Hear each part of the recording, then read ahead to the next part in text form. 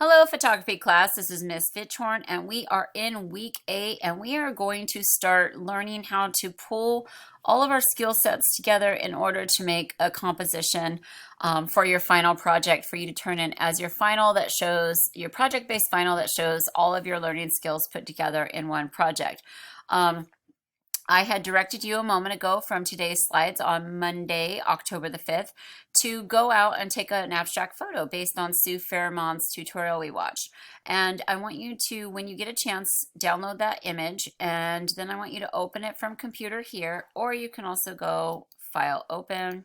Either way, same thing.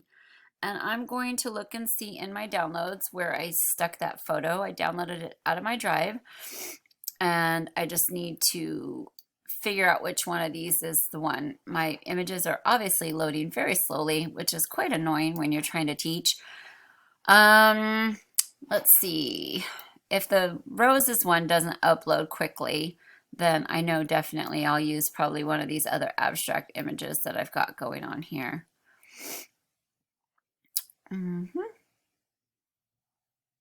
Yeah. I think what I'll go ahead and do, because I can't wait for everything to upload, it just takes way too much time, is I'll go ahead and use this one, which is not my photo. It was taken by Mrs. Eads, our principal. It was her car after the fires. Her, as you know, car did not do well in the fires. Neither did her home. She lost everything. And she wanted to share out of all of that. She came running to me, excited to show me these abstract images of her burnt things. And I think that's like grace under literally grace under fire, grace under pressure. All right, so Sue had you open up your photos in the tutorial, and then she wanted, I've shown you before, we can go up here and do image adjustments here, and they apply it straight to the photo, but sometimes those don't work the best. Sometimes you have to come down here and do an image adjustment by creating a new image, a new adjustment layer. All right, some of the things she showed you how to do in that tutorial, the second one that we didn't watch yet, is there are things called invert, where you can invert it and it inverts it to the opposite color. And that would be cool. Maybe I'll save that for future projects. So remember to rename your photos. I'm going to put it last name, always, first initial, underscore. Now this was, remember, abstract or task 7. I think we're on task 7. Task 7, and I would name this Abstract 1, Abstract 2, Abstract 3, Abstract 4. I'm not making you make multiple. You only need to make one, but I like to save my results for future projects. And so if you don't name them different things, you're going to write over the old files. You have to name each photo something different, and they all can't be Task 7 Abstract. All right, so I'm going to click OK. And now I know when I save it as a JPEG, I'll be fine. So that was one version, right? So I'm going to save that one, File, Export as JPEG. And you got to do it right away. You can't wait till the end, because I'm going to continue to make changes on that original image. So save it right then and there. Right then. Export that puppy as a 100% quality JPEG. Boom. That's really beautiful, actually. All right, now I know I'm going to go ahead. I can delete this adjustment layer, or you can continue to stack adjustments. I don't know if Sue addressed that or not, but let me, first of all, I'm going to just turn this one off to see the original and go back. Make sure you're active on this layer. You can't apply an adjustment layer or filter to another filter. You have to be on the photo. So be on the photo, make it active so it's highlighted. And then I'm going to try another one. And the reason why I'm not deleting this by clicking right and deleting it or dragging it into the trash, which is how you'd get rid of it. The reason why I'm just simply turning it off is because I want to see what happens when I stack. All right, so now I'm going to this. I'm going to do an adjustment layer. Ooh, hue saturation. Let's try that. That's a fun one, because you guys can not only play with the hue. Notice that, like, look at that. As you range and pull the slider in either direction, you're going to get all these crazy cool color, beautiful combinations, right? And save each one, you know, abstract 1, abstract 2, abstract 3. Saturation always provides a really, that's what she did with the whisk. She used a lot of saturation. I'm going to save this one. I'm going to go ahead and now title this one. So watch this. I'm going to come over here to the name, and I'm going to name this Abstract 2. Click OK and go File, Export as JPEG. So I've got a second abstract to work with. Save it as 100% quality. All right, now I'll turn off that one, and then I want to go back to, remember you have to make your photo the active layer, or you can't apply a filter to another filter. And then I'm gonna maybe try Posterize or Threshold. They're both pretty cool. Let's try Threshold. Threshold creates this really super, that's what she used on the milk bottle top. You'll see in the second video I posted today. And you can move the slider to try different threshold layers. Obviously you don't want something too dark or too light, somewhere with a good balance of black and whites. I'm gonna name this Abstract 3.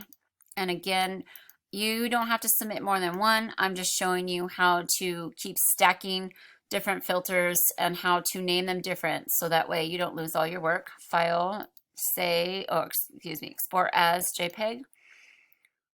Okay, perfect. Save 100% quality, perfect. I'll turn off this one. What other things can we do? You can do as many as you want. You guys could also do photo filters. You can do vibrance. You can do curves, exposure. Another fun one is Posterize, which Threshold turned everything black and white. But watch Posterize. Posterize turns it like almost to where it looks like a painting and not a photograph.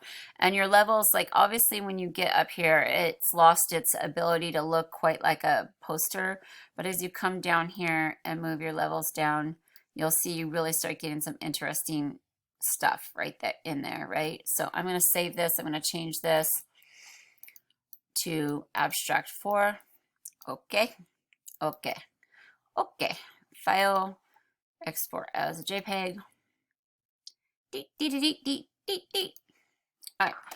So watch what happens now when I turn back, everyone. This is the magic. When you stack your filters, you might come up with some crazy stuff, but the top one is going to always rule. So what you can do, get ready, is you can relayer the stacks into different orders, but it's basically, as you can see, it's still like that, the black and white ones really obviously dominating, but you can choose different opacities on the different layers. All right, so that way you can kind of see through some of them to see what's going on. It's interesting because Photopea isn't giving me really healthy results on that. I'm not getting like super impressive results. In Photoshop, you can really stack them and layer them and get a lot of great results. So I don't know, maybe that might not work for you, but if you want something maybe in the background and you want it to be at 100% or 50%, or you want something really delicate in the background of your project, that works too. All right, let's just check to make sure they're all there. Okay, so when you submit, I want to make sure that, again, you save both file. In this case, just save all the JPEGs. I don't need the original PSD, but what I do want is I'm going to delete all these layers now to show you the filter gallery. All right, so I'm going to hold the Shift key. Instead of deleting each one of these one by one by right-clicking, I could just delete and delete, delete, delete. If you like hold down your Shift key and click on each one, notice they're all selected, you can delete them all at once. Or you can drag them into the trash. So something that wasn't shown to you in the last video is something called a filter gallery. So up here in your dashboard, you'll see that there's your windows, and then there's something called filter gallery. And sorry, it's taking so long. Ooh, so this really, wow, look at that photo when it's really up close, how abstract that is. That is crazy. What you see here in this little window is you'll see different filters that you can apply to the photo. Now this is a zoom, it's telling you it's at 100%, but you can choose to click different ones to see what you're going to come up with, right? And you can choose edge width, how much of an edge it shows, the smoothness of an edge. The one we're on now is called glowing edges. That's this one. It makes everything look like neon. Okay, you can choose paint daubs. That's paint daubs. And again, look at this, you guys. You can choose the size of the daubs. Sorry, photos. If your internet's slow, your Photopea is going to be slow. You just have to be patient. I'm trying to be patient, but it's really super challenging for me. I'm not getting any reaction whatsoever right now. I think it doesn't like me. My computer's really super old. But choose, I wish this were going fast enough for you, because if you choose splatter, you'll get a splatter paint look. If you get sprayed strokes, you'll get that. Each one of these has different effects underneath it. So if I were to click on distort, theoretically, if my computer were working, it would show a couple of these galleries of what distorted. Here's the different sketches. Like you can turn it black and white and make it look like a photocopy. You can do glowing edges. This one makes it look like stained glass. Now in Photoshop, you've got like hundreds of choices. It's just really super crazy. But do know that in Photopea, it's a free program, so we take what we can get, right? Halftone pattern, all that good stuff. I just wish that I could show you guys. Let's see. Yeah, nothing's working. I can't even reduce. It did. Look at that, you guys. This is sprayed strokes. That's splatter. Let's see if we can go back to sprayed strokes. You can see that it turned it from a photograph into a painting. So this is really cool. If you guys ever want to like take a picture of your family and make it look like a painting, that's what you would do. You would go into your filter gallery and you would, you know, change some of the things so it looks really realistic, and choose one of the brush strokes of the artistic. All right, well, I'm going to stop because this is obviously not working the way that I really would. There's bas relief. Let's see what halftone pattern is. Oh yeah, this is how you make things look like a comic book. That might be one of your options too. We'll take a vote. You can make it look like a photocopy. Again, we saw glowing edges. This is what stained glass looks like. Crazy, right? So much fun with just one photo from your house. So much fun. Save each one different. So let's save this one. All right, I'm going to name this, just to prove to my mean teacher that I did it. File, export as JPEG, and then you can put, I just need one JPEG in your drive. I really don't need the PSD.